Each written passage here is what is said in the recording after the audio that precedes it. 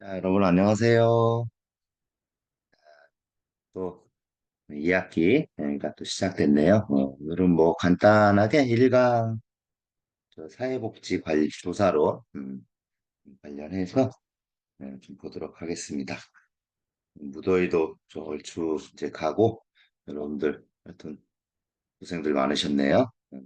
앞으로도 건강 조심하시고 늘 학교 다니실 때도 늘 건강하게 좋은 모습으로 지냈으면 좋겠습니다.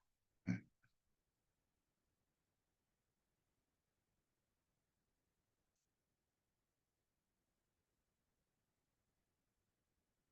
오늘은 사회과학과 사회복지조사 관련해서 뭐 개념 정도 간단히 보도록 할게요. 오늘은 좀 1강은 조금 짧게 진행하도록 할게요.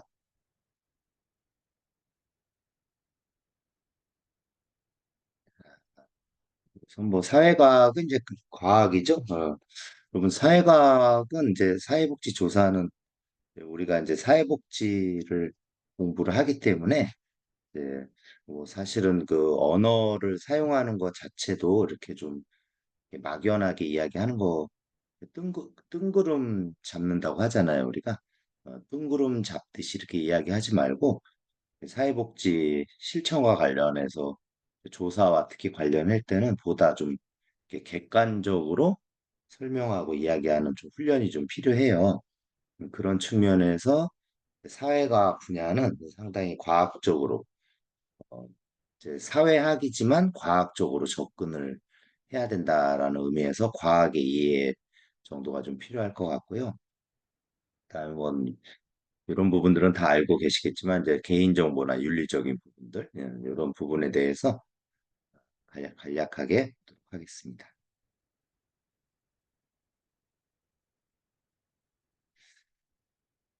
자, 우리가 뭐 응급처치할 때도 보면은 뭐 민간요법도 있고 그렇죠? 여러 가지 뭐 민간요법도 있고 뭐 전통적인 방법도 있고 그렇긴 한데 사실은 과학적이진 못하다라고 이제 볼 수가 있죠. 그런 의미에서 어떤 사회 현상에 대한 정보를 취득하는 부분에서는 이제 전통적인 부분도 있지만 이게 뭐 전통적인 부분이 맞을 수도 있지만 뭐 객관적으로 볼 때 그렇게 과학적이다라고 할 수 없고 이제 어떤 문화적인 측면, 문화적인 측면은 어떤 전통적으로 이제 설명할 때 많이 사용하는 용어로 좀 볼 수가 있겠죠. 음. 그래서 그 전통이 잘못된 지식이 또 될 수가 있겠죠. 그래서 뭐 보다 이 전통적인 어떤 지식보다는 이제 과학적 어떤 그 연구 방향에 초점을 좀 둘 필요가 있겠죠. 어떤 문화라는 것은 뭐 어떤 가치나 그런 기준인데 뭐 각 나라마다 어떤 차이는 좀 있죠. 그래서 우리나라에서 볼 때는 맞지 않다라고 볼 수가 있지만 또 그 나라의 문화는 또 올바른 문화로 형성되어가는 어떤 그런 흐름을 좀 볼 수가 있겠죠. 그래서 이렇게 전통의 어떤 기반을 둔 과학적 그 전통의 어떤 기반을 두는 것보다는 이제 사회조사는 과학적 어떤 방법에 좀 접근을 두는 것이 조금 바람직하다라고 볼 수가 있어서 그래서 저 어떤 전통의 문제점이나 개선점을 제시하여도 수용되는 것은 어려운 측면이 있다라고 좀 볼 수가 있죠. 그래서 그다음에 어떤 권위적인 측면도 뭐 하나의 그 지식으로는 볼 수가 있어요. 그래서 우리가 어떤 관리자나 이런 부분들에 대해서 어떤 하나의 권위에 대한 개념으로 지식을 받아들일 수도 있는데 뭐 수용될 수도 있지만 또 거부가 될 수가 있어요. 뭐 이런 측면에서 볼 때도 어떤 사회 현상을 이해할 때는 과학적 측면의 제시가 더 중요하다라고 볼 수가 있죠. 그래서 권위도 잘못된 지식이 될 수가 있다라는 거예요. 음. 자, 그래서 이제 예를 들면 오래전부터 조현병의 권위자들은 조현병의 원인을 부모의 잘못된 양육 방법으로 제시하였다. 이게 이제 하나의 이제 권위적인 어떤 자세인데, 그거보다는 이제 좀 더 그 질병이나 장애에 대한 관점을 조금 더 과학적 방법에 의해서 조사가 필요하다라고 볼 수가 있겠죠. 그런 정신분열이 조현병으로 바뀌었죠? 조현병, 정신분열. 장애인 복지론 배우셨을 때 아마 이런 어쨌든 뭐 이렇게 용어를 잘 사용하는 것도 하나의 과학적 측면이라고 좀 볼 수가 겠죠. 음. 그래서 뭐 직업병인지는 모르겠는데 어떤 뭐 이렇게 가끔 이제 여러분들도 느끼시겠지만 친구분들하고 뭐 이야기하고 뭐 그럴 때도 뭐 이렇게 좀 언어 사용을 좀 이렇게 권위적으로 사용을 많이 해요. 그래서 상당히 좀 조심해야 될 부분이에요. 그래서 그게 이제 잘못된 가치관임에도 불구하고 타인의 이야기를 수용하지 못하고 또그 대화를 이끌어 가면서도 이렇게 좀 막연하게 이야기를 해. 예를 들면은 오늘 뭐 좋은 얘기 좀 하자라든지. 그러니까 이제 상대방이 하는 얘기가 싫은 거죠. 그렇게 표현하는 어떤 방식은 좀 심하면 인간관계도 오래 끌고 갈 수가 없어요. 그래서 마찰이 계속 일어난다라는 거예요. 왜냐하면 구체적이지가 않기 때문에 그러는 거고 원하는 바를 명확하게 이야기하지 않고 그냥 단순히 이제 당신이 이야기하는 스타일이 싫습니다를 이제 포장해서 이제 많이 사람들이 이야기를 하거든요. 그럴 때 제가 이제 그때 이제 하는 직업병인가 봐요. 이런 게. 그럼 구체적으로 하고 싶은 이야기를 했으면 좋겠다. 그러는데 또 구체적인 얘기를 하라 그러면 또 생각이 안 나요. 이게 대부분의 이야기 방식들이 보면은 이렇게 좀 상당히 막연하게 상대방에게 어떤 잘못된 권위를 가지고 이렇게 요구하는 경우가 많이 있거든요. 그래서 우리가 이제 사회과학도 어떤 뭐 이렇게 수용적인 측면이 필요하다라는 부분이 있는데 그래서 이렇게 뜬구름 잡듯이 이렇게 접근하는 것이 아니고 좀 더 이야기도 과학적으로 접근하고 또 이게 과학적인 언어를 사용해야 된다라는 거예요. 그래서 이런 의미에서 어떤 정보를 제시함에 있어서 좀 더 구체적으로 제시를 해야 된다라고 이제 볼 수가 있고 이렇게 정확한 연구 결과나 이제 데이터를 가지고 이제 이야기를 해야 된다라는 거죠. 원인과 같은 거를. 음. 그래서 사회복지사는 권위에 기반을 둔 지식도 잘못될 수가 있다라는 것을 이제 이야기를 하고 그래서 또 수용적인 자세도 이제 필요하다라고 할 수가 있겠죠. 그리고 새롭게 제시된 어떤 지식도 언제나 비판적 자세로 접근할 수 있어야 돼. 비판하라는 것은 이제 비난하고 뭐 그런 건 아니죠. 어떤 검토를 정확하게 해야 된다라는 긍정적 측면으로 이렇게 받아들일 수가 있겠네요. 예.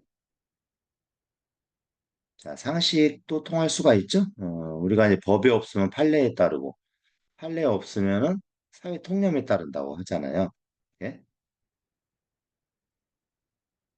법에 없다 그럼 판례에 따르고 뭐 판례에 없으면은 또 뭐에 따르죠? 사회 통념. 이 통념이 하나의 보면 이제 상식이죠, 상식.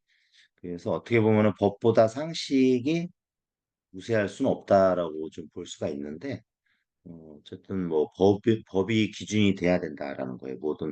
그래서 사회복지도 우리가 이제 법제론을 배우듯이 상식과 직관도 한계가 있다라는 거죠. 그러나 이제 어떤 공유된 믿음 측면에서는 모두가 인정하고 동의하는 부분은 간과할 수 없는 어떤 긍정적 측면으로 좀 볼 수가 있겠죠.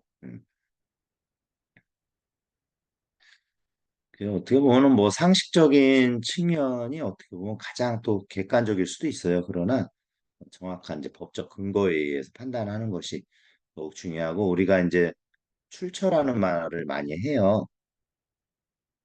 어디서 근거가 나온 거냐라는 거죠. 이렇게 안 써지지? 근거잖아요. 출처가. 그래서 우리가 어떤 글을 쓰거나 이야기를 하거나 그럴 때도 마찬가지로 어떤 법에 의해서 이렇게 이제 제시를 반드시 해야 되고 정확한 판례에 의하면은 이런 판례가 있다라고 이제 제시를 할 필요가 있고 그다음에 이제 그런 것이 정확하지 않을 때는 이제 사회 통념이 이렇다라고 이제 근거, 출처를 꼭 제시를 하고 언어를 사용해도 하나의 조금은 그래도 언어 사용이나 글을 사용할 때 이렇게 사회 통념이나 이런 거를 제시를 하는 것이 조금 더 과학적으로 우리가 이제 어필을 할 수 있다라는 측면으로 이제 볼 수가 있겠어요. 그래서 여러분들도 이런 습관을 이제 그 과학적인 어떤 언어 사용이나 이런 것들 습관을 들이시는 것이 조금 더 바람직하지 않을까라는 생각이 좀 듭니다. 자, 대중매체는 특히 유튜브 여러분들 많이 보시는데 유튜브도 믿을 만한 게 못 되죠. 그래서 때로는 이제 그 어떤 대중매체도 기사, 신문 기사 이것도 잘못 나가는 경우가 있어요. 그래서 100% 믿을 만한 사실은 아닐 수도 있다라는 거죠. 그다음에 이제 사실을 근거가 되지 않을 수도 있고 전달자의 개인적 의견이 포함될 수도 있다. 그래서 이제 글이라는 것은 정확한 출처를 제시를 하는 것이 상당히 중요해요. 왜냐하면은 전달자의 개인적 의견. 그래서 우리 그 언어는 종합 예술이거든요. 그래서 사실은 언어를 제일 잘 사용하는 것이 그냥 이건 그런 거예요. 언어를 제일 잘 사용하는 것이 말을 하지 않는 거래요. 그 말을 하지 않으면 제일 잘 사용하는 거예요. 그만큼 언어는 왜곡된다라는 거예요. 그래서 말은 말에 또 꼬리에 꼬리를 물고, 그래서 왜 왜곡이 되냐면 그 중간중간에 개인적 의견이나 생각이 판단이 자꾸 들어가요. 그래서 뭐 노골적으로 표현하면 내 개인적 의견이다. 이런 말도 사실은 모순된 언어예요. 그래서 사실은 그런 언어는 사용을 안 하는 것이 더 나을 수도 있다. 그 얘기죠. 그래서 원총이라는 무덤도 있듯이 쓸데없는 말은 묻어버려야 된다. 뭐 이런 표현도 하잖아요. 그래서 이런 부분들도 이렇게 이제 과학적으로 접근을 해야 된다라고 볼 수가 있고, 그래서 우리가 이제 중요한 게 과학적 방법을 실천하는 것이 중요하죠.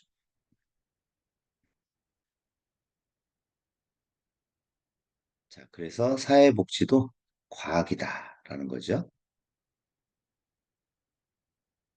자, 그래서 과학적 방법을 접근하기 위해서는 뭐가 필요하다? 가설을 논리적으로. 논리적은 뭐예요? 객관적 근거에 의해서 관찰 가능하거나 측정 가능한 현상. 언어도 이렇게 사용을 해야 된다라는 거예요. 예, 관찰 가능한 실제로 관찰했던 거, 정확한 어떤 의사를 전달하는 것, 뭐 이런 부분들이 하나의 그 글과 언어를 사용하는 논리적 전개의 방법이라고 볼 수가 있죠. 그래서 논리적이고 경험적이어야 된다. 이 경험적이라는 것은 이제 그 사실적으로 이미 일어났던 그 현상을 객관적으로 설명할 수 있는 정확한 현상 또는 척도 또는 경험적 근거가 되겠죠. 어, 그리고 이제 경험적으로 확인된 사실과 동일할 때 그것이 이제 과학적 지식으로 판단이 되는 거죠. 그래서 이제 불명확한 어떤 논리라든지 그다음에 지나친 개인적 의견에 주체한 어떤 그런 표현들은 과학적이라고 할 수가 없겠죠. 그래서 사회복지는 모든 게 과학적으로 접근이 되어야 된다라는 거예요. 그래서 이렇게 지식의 일상적 관찰에서 발생될 수 있는 비과학적 문제도 있다라는 거죠. 일상적 또는 과학적 탐구의 시작 이제 관찰인데, 그래서 관찰에 의한 것도 개인적 편견이 들어갈 수가 있죠. 그래서 우리가 글을 보고서나 이런 거 잘 작성할 때도 주관적 의견이다라는 것을 이제 정확하게 표기를 해줘야 되는 거거든요. 자, 그래서 이제 이런 어떤 그 논쟁을 좀 뒷받침하고 보충적으로 이제 과학적으로 접근할 수 있는 방법이 일반화, 일반화란 이제 용어가 이제 생긴 거죠. 일반화라는 건 이제 조작적 조건화가 됐다라는 거죠. 조작적 조건화. 네, 그 얘기는 이제 그 딱 맞아 떨어진다. 그리고 정확하다, 명확하다 이런 측면으로도 좀 볼 수가 있고 어떤 사회 현상이나 이런 것이 일반화가 됐다라 질서가 일반화가 됐다라는 것은 신호등을 모든 사람들이 빨간불일 때는 멈춘다라고 이제 알고 그것을 습관적으로 이제 행동하는 그런 어떤 일련의 하나의 약속, 하나의 하나의 명확해진 개념 이렇게 좀 설명할 수가 있겠죠. 그래서 일반화라는 어떤 측면이 보편적으로 적용이 될 때, 과학적 접근의 어떤 특성이라고 설명을 할 수가 있겠네요.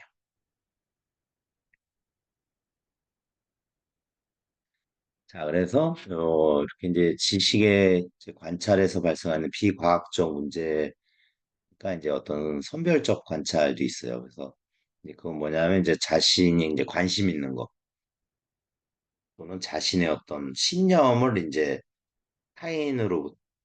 타인에게 주장하고 싶은 거죠. 음, 내 신념이 너무 강하니까. 뭐 종교도 물론 뭐 신념이긴 한데 어? 그거 외에도 어떤 그, 그 과학적 어떤 접근을 시도할 때 자신의 어떤 특성 어떤 뭐 가치관 또는 뭐 자기 자신이 살아온 어떤 경험에 의한 어떤 방법 이것이 100% 오를 수는 없는 거죠. 그래서 이런 것들 선별적 관찰이나 이런 것들을 좀 주의를 해야 된다라는 거 볼 수가 있어요. 자, 다음에 자기 중심적이죠. 해석을 마음대로 하는 거죠. 음, 상당히 사회과학에서는 상당히 조심해야 될 상황이에요. 음, 명확한 어떤 근거를 제시를 해야 된다라는 거예요. 그러지 않고 이런 것들이 뜬구름 잡는 것, 어떤 현상들이죠. 그래서 논리적으로 정확하게 제시할 수 있는 논리적이다라는 어떤 그 정확한 관찰을 통해서 입증된 어떤 결과물이 있어야 된다라는 거고 또 이론이 뒷받침이 되어야 된다라는 거죠. 꾸며진 정보도 있죠. 그래서 꾸며진 정보, 모순된 정보 이런 것도 비과학적 문제를 볼 수가 있죠. 그다음에 사후 발생적 가설인데, 그래서 이론과 논리의 어떤 기대되는 현상을 사전에 가설로 설정한 다음 가설의 검증을 확인하기 위해 경험 세계 관찰을 실시한다 이렇게 돼 있는데 이 얘기는 뭐냐면 이제 경험 세계 관찰을 먼저 확인한 후 관찰에 일치하는 가설 그러니까 어떤 현상을 보고 이론을 먼저 형성하는 것이 아니고 어떤 현상을 보고 가설을 나중에 설정하는 거예요. 상당히 비과학적이죠, 이거는. 이런 방법들은. 그래서 가설도 명확한 근거에 의해서 뭔가 좀 뒷받침되는 이론이 있어야 설정할 수 있다라는 거죠. 네, 그래서 이걸 사후 발생적 가설이다라고는 오류라고 볼 수가 있어요, 이런 것들은. 자, 그다음 비논리적 추론이죠. 추론도 상당히 위험한 발상이죠. 그런데 이제 비논리적이다. 그러니까 이제 비논리적이라는 것은 이제 일단 뭐 상식에서 벗어나야 되고 이론적 근거가 없는 거죠. 이제 이런 것들을 이제 추론의 오류라 이제 볼 수가 있죠.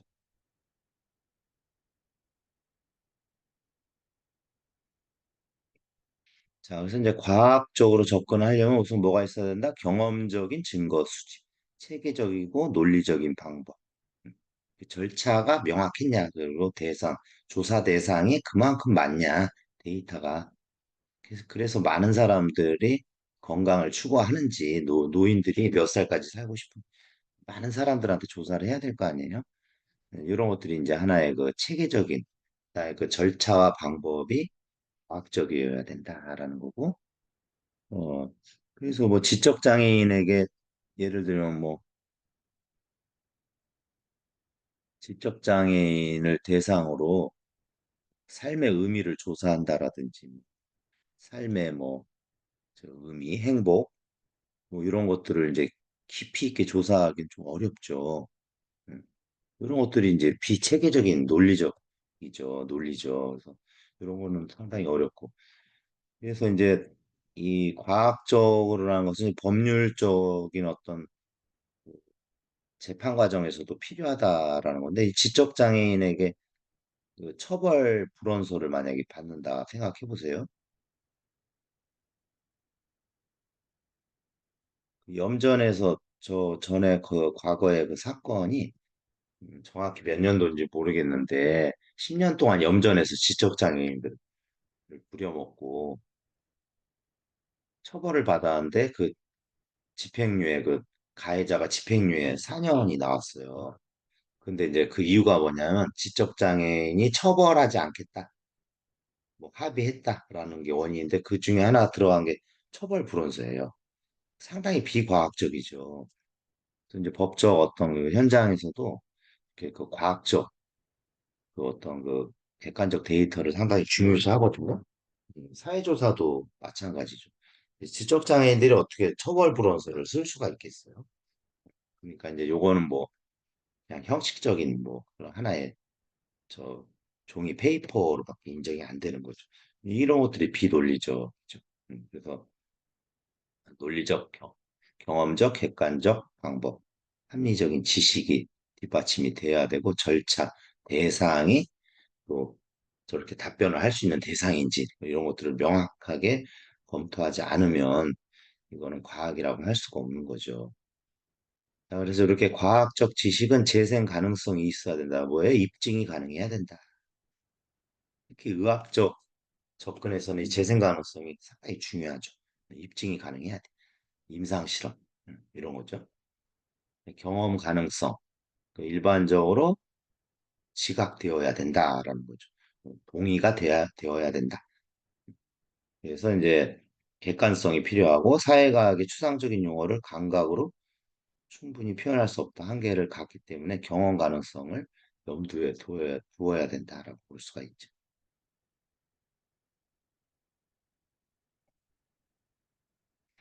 자, 그래서 과학적 지식의 특성은 첫 번째 객관성, 세 번째로 객관성이 있어야 된다. 객관성. 뭐 객관성에 대한 이제 다음 시간에 나오겠지만 객관성에 대한 개념이 조작되어 있죠. 뭐야? 객관성은 믿을만 해야 된다. 또는 타당해야 된다. 그리고 많은 사람들이 어때요? 동의가 동의에 대한 인식이 있어야 된다. 뭐 이런 거죠. 그래서 이제 우리 교재는 다수의 인식이 있어야 된다. 이렇게 표현이 되어 있죠. 음.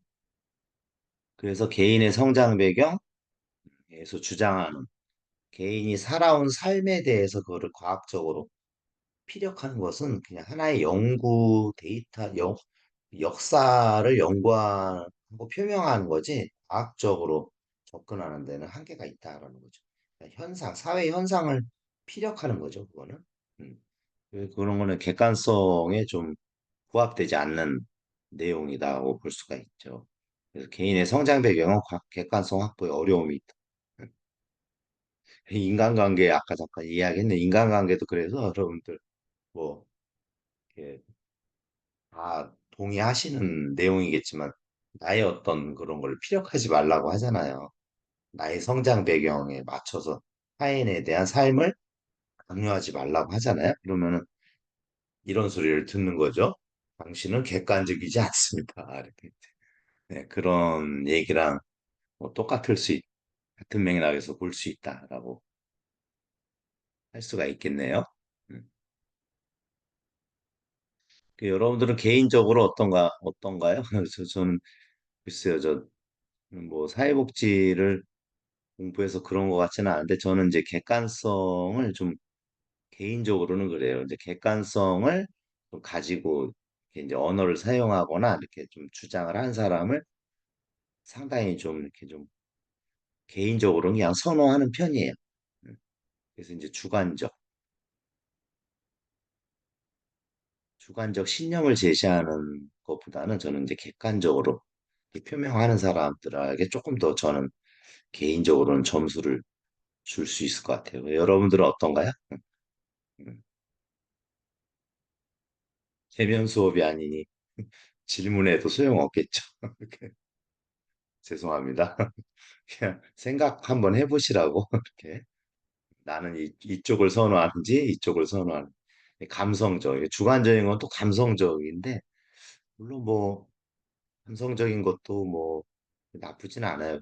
그러나 우리가 조금 더 이제 그 과학적인 측면에서 볼 때는 객관적으로 말하고 객관적으로 글을 쓰고 객관적으로 피력하는 이런 노력도 좀 저는 필요하다고 조금 더 비중을 좀 더 두고 있어요. 객관성에.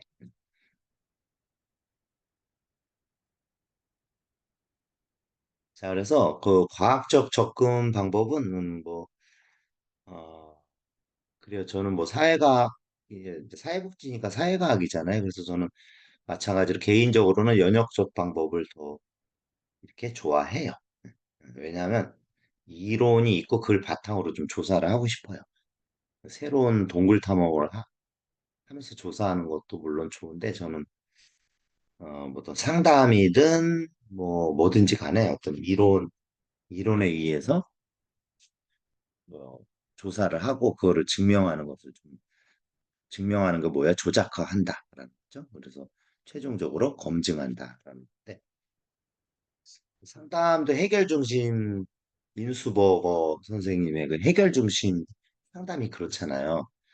많은 사람을 상담을 하면서 그 가족 치료를 하면서 뭐 문제를 빼본 거예요. 그랬더니 얼마나 그 치료가 잘 되고 문제라는 얘기를 안 해봤더니 해결이 잘 되더라는 것을 이론과 가설을 통해서 조작화를 하고 또 다시 관찰했더니 또 그렇게 해결되더라는 거예요. 그럼 검증이 됐잖아요. 그래서 지금 그 상담에서 그 해결 중심 미국 단기치료 솔루션 센터죠. 그래서 그 해결 중심 상담에 대한 그 이론이 지금 확고하게 지금 수행되고 있잖아요. 그래서 실질적으로 지금 현장에서 이런 상담이 많이 이루어지고 있잖아요. 센터들에서 가족 치료가 그러니까 이런 것들이 이 단계별로 이제 접근이 이제 이루어지는 거죠. 그래서 이제 연역적이라는 방법은 이제 먼저 이론이 이제 있어야 된다라는 거예요. 예? 사회과학에서 주로 많이 사용을 하겠죠. 귀납적 방법은 이제 관찰부터 하는 거예요. 관찰. 음, 계속 관찰했더니 뭐 사람이 당연히 죽죠. 그랬더니 그래서 사람은 죽는다로 일반화할 수 있는 거죠. 뭐 이런 것들은 이제 뭐 그래서 귀납적 방법은 이제 그 관심 있는 뭔가 주제가 있을 거예요, 여러분들이. 네, 그래서 이제 귀납적 방법은 사실은 사회과학보다는 질적 조사나 이제 그 의학적 조사라든지 뭐 사람을 이제 관찰을 하는 거예요. 먼저. 그래서 이제 이 약이 효과가 있는지 없는지 뭐 이렇게 하거나 아니면 새로운 어떤 사실을 발견하고자 할 때 이렇게 많이 사용되는 건데 그래서 사회과학보다는 주로 이제 실험 연구라든지 관찰 연구 그다음에 뭐 이런 데 의학적 연구 이런 데서 많이 활용하는 방법이라고 볼 수가 있는데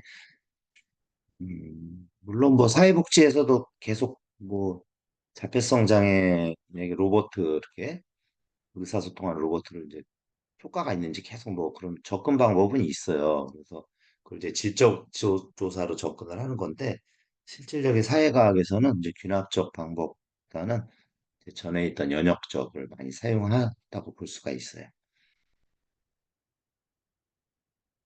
그래서 이렇게 이제 과학적 조사는 이제 탐색을 이제 많이 하는 좀 방법들을 많이 활용하고 이제 연역적보다는 귀납적 방법을 주로 이제 과학적 조사에서는 많이 활용을 하는데 사회과학에서는 이제 연역적 방법을 좀 많이 그 수행을 하고 있어요. 그래서 이제 기술을 하고 어떤 현상을 기술을 하고 설명을 해야겠죠?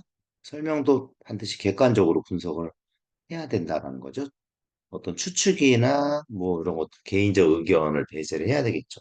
그다음에 예측, 정확한 정보를 가지고 결과를 미리 예상하고 그다음에 그게 이제 개인적인 어떤 의견인지 아니면은 이 데이터에 의한 예상인지를 또 명확하게 피력해서 가능한 한 과학적으로 접근이 되어야 되겠죠. 자, 그래서 과학적 연구는 첫 번째 논리적이어야 되고 결정론적이다. 결정론성이라고 하는데 그 믿을만 해야 되고 신뢰가 있어야 된다. 그죠? 그리고 많은 사람들에 대해서 일반적인 어떤 개념이 되어야 되겠죠. 이제 일반적인 의미다라고 할 수가 있고, 간결해야 된다라는 거죠. 그래서 명확하게, 명확한 어떤 추론에 의해서 간결하게 제시를 해야 된다라는 거고, 아주 구체적, 객관적 자료나 데이터, 실험 연구를 통한 구체성을 제시를 해줘야 된다라는 거죠. 그리고 이제 검증이 가능해야 된다라는 거고, 그다음에 잠정성과 앞으로도 이런 연구는 객관적으로 더 발전할 수 있겠다라고 명확하게 설명할 수 있어야 된다라는 거죠. 자, 그다음에 재현 가능성이다라는 거예요. 신뢰할 만하다라는 거죠. 이런 결론이 있으니까 다시 이런 연구 결과가 나올 수 있다라는 거예요. 그래서 근데 이제 그건 내 생각이 아니고 객관적인 데이터에 의해서 설명이 가능한. 꼭 필요한 것들을 해야죠. 또 어떤 영화 보면은 뭐 이상한 실험을 해요. 뭐 파리 실험. 그건 과학이 아니고 저 미친 거죠. 그렇죠? 과학은 효용성, 많은 사람들의 또 긍정적인 어떤 그 효과를 찾을 수 있는 그게 이제 목적이에요. 과학의 목적은 그게 목적이에요. 많은 사람들을 행복하게 하는 목적이에요. 영화를 많이 보셨잖아요, 여러분들. 막 실험을 하잖아요, 사람들. 어떤 그 전쟁, 전쟁에서 무기로 사용하려고 뭐 인간 실험을 하고 이러잖아요. 일본도 그랬고. 이런 부분들이 이제 효용성에서 벗어나는 거죠. 그거는 이제 사이코 짓이죠. 사이코 짓이죠. 이게 과학적 연구 특성 개념에서 벗어난다면 그래서 연구 내용 및 주제는 뭐 윤리적인 문제가 있고 바람직하고 긍정적이며 많은 사람들이 기대할 수 있는 가치를 접근을 해야 되겠죠. 이게 연구자의 또 어떤 자세고 연구를 하는 어떤 그 인간으로서의 그런 어떤 연구를 하는 또는 뭐 우리가 공부하는 사회복지 어, 클라이언트를 돕기 위한 어떤 바람직한 기대를 가지고 이제 연구를 하는 거잖아요. 그래서 이것도 마찬가지로 객관적이고 또는 그런 어떤 정확한 그 사회에 공유된 신념을 토대로 연구가 이루어져야 되겠죠. 자, 그다음에 연구 대상의 수단화에 좀 문제가 있어요. 그래서 뭐 폭력, 성폭력 대상자라든지 불치병 치료제, 임상 실험 같은 등 이런 부분들이 일정 부분 용인이 필요하다라는 거. 그래서 뭐 아니면 또 개인정보도 마찬가지고. 그래서 일단은 조사를 통해 사회적 이익이 있어야 되고 수단화에 의한 불이익보다 커야 된다라는 거죠. 그래서 이런 어떤 그 어떻게 표현하면은 소수의 어떤 그런 어떤 그 희생이라고도 부정적으로 좀 볼 수 있는데 그 희생임에도 불구하고 바람직해야 된다라는 거죠. 그리고 그 희생이라는 표현이 들어가면 또 안 되죠. 왜냐하면 아무리 저기 그 소수의 그런 실험 대상이더라도 그들에게조차도 긍정적인 접근이 되어야 된다는 거예요. 그래서 이렇게 수단화의 문제가 있다라는 거죠. 그다음에 자발적으로 참여해야죠. 선택권이 있어야 된다라는 거예요. 강제할 수 없다. 연구 대상자 피해가면 안 되겠죠. 그래서 어떤 뭐 다 아시는 거죠, 이런 부분들은. 그래서 이제 이런 절차들에 대한 어떤 윤리적 한계가 있는데 어쨌든 이런 윤리 문제에 어긋나지 않도록 접근이 되어야 되겠죠. 비밀 보장 당연히 이루어져야 되겠죠. 그래서 여러분 이제 나중에 설문조사 배우지만 그 설문지 이렇게 비밀 보장됩니다. 뭐 통계법 34조인가요? 뭐 이렇게 반드시 그게 제시가 되어야 되죠. 자, 조사만 하면 안 되죠. 여러분 조사만 하면 의미가 없죠.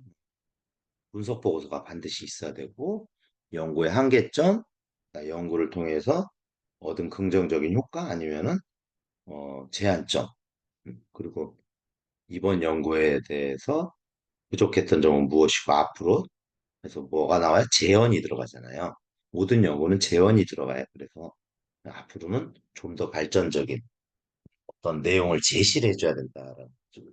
그래서 어, 이런 어떤 분석과 의무의 보고도 있다라는 거고, 연구윤리위원회의 어떤 그 법적 근거에 의해서 이렇게 어, 어떤 그 대표적인 연구윤리 과정 또는 절차 이런 것들이 이제 이루어지는 것들이 필요하겠죠.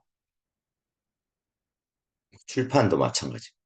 뭐 이런 내용들, 뭐 표절 문제 그런 것들이 있겠죠.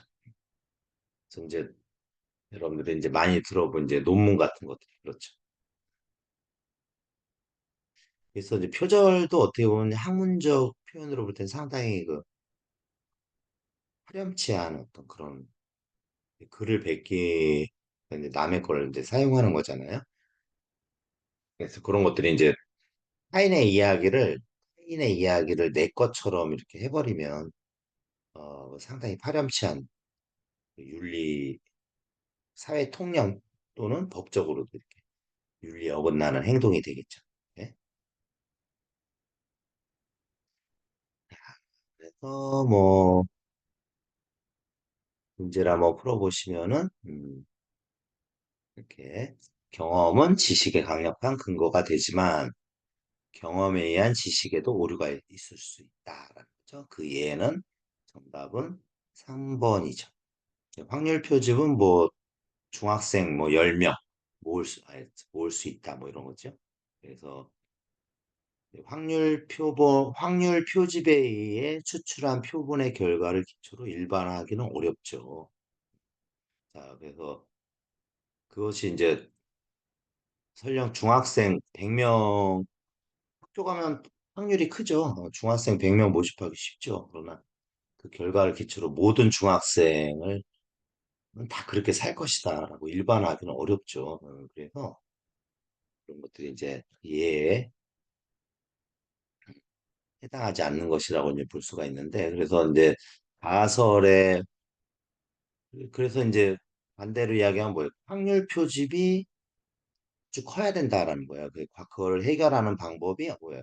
확률 모집단이라고 하는데 엄청나게 많이 조사를 하는 거죠. 그러면은 이게 이제 과학적 근거를 제시할 수 있는데 일부 소수 인력만 가지고는 안 된다라는 거죠. 그래서 그에 해당하지 않는 것은 3번이 정답이 되겠네요. 과학적 방법, 아유, 정답을 제가 원래 이렇게 눌러야 나오는데 벌써 나왔네요. 과학적 방법에 관한 설명으로 옳지 않은 것은 체계적이죠. 그다음에 경험적 관찰에서 보편적 유형을 찾는 귀납법은 가설과 조직화가 필요한 것은 우선 이론이 있어야 돼요. 이론. 이 귀납법은 일단 이론이 없어요. 그래서 가설과 조직화가 필요하지 않아요. 그래서 연역법이죠, 연역법. 연역법. 이론이 있고, 예를 들면 뭐, 오늘날로 기준으로 보면은 노인의 평균 수명은 현재 우리나라 80 뭐 6세, 7세다. 그런, 그런 어떤 하나의 그 생명, 그러니까 이제 수명에 대한 어떤 이론이 있죠. 검증도 됐고, 그걸 이제 가설로 수립하는 거죠. 2024년도에 어르신들은 80대 사망률이 높을 것이다. 이렇게 뭐 가설을 하고 해보는 거죠. 조사를 했더니 실제 80대 많이 돌아가셔요. 그럼 조직화가 된 거잖아요. 그래서 이렇게 연역법은 이런 절차로 이루어지죠. 연역법과 기납법에 관한 설명으로 옳은 것은 연역법은 탐색적 연구. 탐색적 연구는 동굴 탐험 생각하면 돼요. 동굴 탐험. 동굴 탐험이나 뭐 임상 실험 이런 건데 기존의 이론이 없죠. 네, 그래서 이제 새로운 이론을 찾아내기 위해서 탐색하는 거. 그래서 이제 우리 그 조사 방법의 중에 하나인데 조사 방법 중에 탐색적 연구, 설명적 연구, 기술적 연구 이렇게 있잖아요. 탐기설 이거 이제 나중에 이제 나오죠. 탐기설 이렇게 외워야 되는데 탐색적 조사 이거는 이제 새로운 사실을 발견할 때는 귀납법 저, 저, 귀납법에서 사용하죠. 연역법이 아니고. 연역법은 경험적 자료를 분석해 일반적인 유형을 찾아낸다. 이로부터 잠정적인 결론에 도달한다. 예, 연역법은 자료를 분석하는 게 아니죠. 예, 자료를 분석하는 게 아니라 이론에 근거한 어떤 그 일반화를 위해서 노력을 하는 거죠. 그래서 자료 분석은 이제 하나의 귀납적 연구라고 질적 조사, 귀납적이죠. 땅이 될 수가 있고 귀납법은 이론으로부터 출발 안 하죠. 어? 4번이 정답이죠. 실제 조사에서는 연역법과 귀납법 이렇게 왔다 갔다 해요. 근데 연역법에 의해서 조사를 했더니 또 귀납법, 새로운 사실을 또 발견할 필요도 있고 상호 보완적으로 사용하는 것이 일반적이다. 예?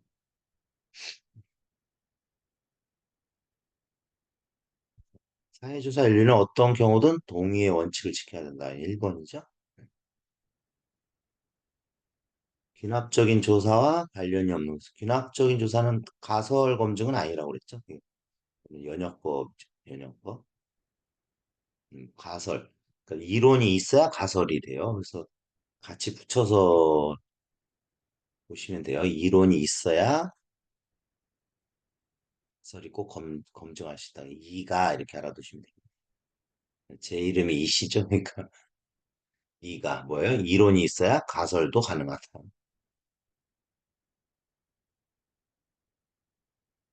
유머가 좀 썰렁하죠. 죄송합니다.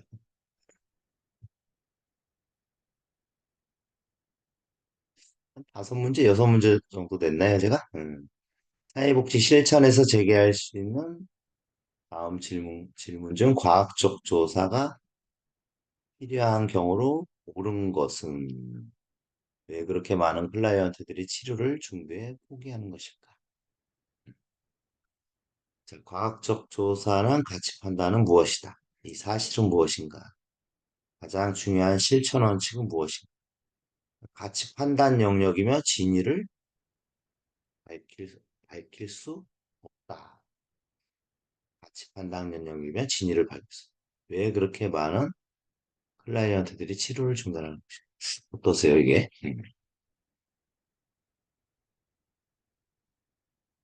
자, 가치 판단이죠?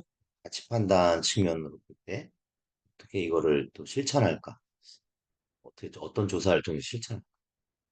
어, 뭐, 그런 측면에서는 뭐, 해당이 되겠네요. 가치 판단적 측면에서. 자, 프로그램에 참여한다는 것은 클라이언트들에게 어떤 의미일까? 프로그램 참여한 클라이언트에게 어떤 의미일까? 이거를 과학적으로 접근할 수 있을까요? 좀 애매하고, 지역 주민들에게 우선적으로 제공되어야 한다고 인식하는. 그걸 조사를 할 수는 있죠. 그러나 이렇게 어떤 서비스가 우선적으로 인식하는가 이것도 진위 여부를 접근하는데 조금 어려운 부분이 있죠. 그래서 뭐 어쨌든 조금 문제가 이건 좀 애매하긴 한데 어쨌든 뭐 의미적으로 볼 때는 뭐 어때요? 기억하고 이거는 가능하죠. 어, 기억. 자, 그다음에 가장 중요한 실천원 이거는 좀 어렵죠. 실천 원칙이 보세요. 실천 원칙에서 적용이 어디에는 효과가 있고 어디는 효과가 없죠. 그래서 조금 이런 문제는 좀 애매하긴 한데 어쨌든 가치 기준을 보거나 의미 탐색은 의미를 밝히려고 노력하는 것은 과학적으로 좀 노력으로 볼 수가 있는데 그러나 이제 가장 중요한 그 가치 판단은 적용하기가 힘들죠. 그래서 이거는 답이 될 수가 없겠네요. 1번으로 볼 수가 있겠네요.